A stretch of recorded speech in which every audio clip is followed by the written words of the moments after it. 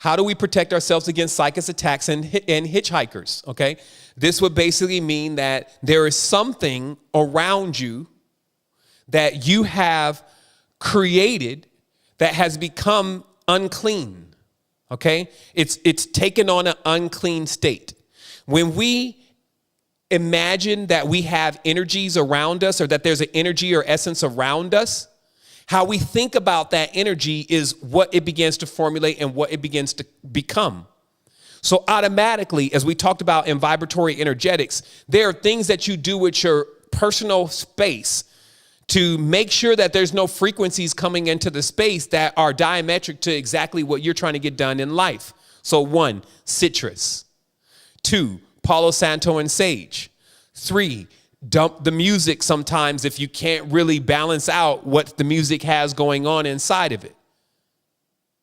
4, learn to meditate, because the mind has always been busy. Like if it wasn't singing a song that you kept listening to the other day, it's now telling you about somebody that you don't like. So mind's always trying to create something to have a conversation about. Meditation is getting in control of that mind. And then once you have control of that mind, psychic attacks and etheric hijackers don't even have access to that space that you're in. It's very important to realize this.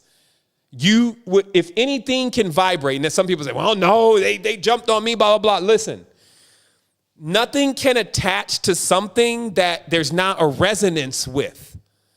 It doesn't hang on, it slips right off. It's like you trying to weld two metals together that are not the same metals, and they're not a transitional metal. It never sticks. So we need to start taking responsibility for these spiritual activities that are being created from Netflix because you can't contain your imagination.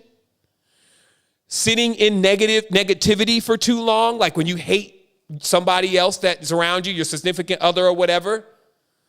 You're listening to horror movies or watching horror flicks. You like to see people suffer, and you get too much of this going on. You got enemies, and you love to see your enemies be punished, and that's your whole kick. You see what I mean? Too much of that. So if you got a couple sprinkles of that, it's maintainable. But when that fills up everything that is going on in your life, you become that. And then you will go on from that point like, oh, I got this energy and blah, blah, blah, blah. What do I do about it? So you got to reset. You got to come back into yourself. You got to realize how much power you really have. It's up to nobody else to determine if I'm getting out or in here, if I'm going to get to the next stage or not. I'm like waiting on this angel or waiting on mother or I'm not waiting on anybody. I saw people die in here without, they talk about he's going to come, he's going to return one day. I saw people die and never saw him.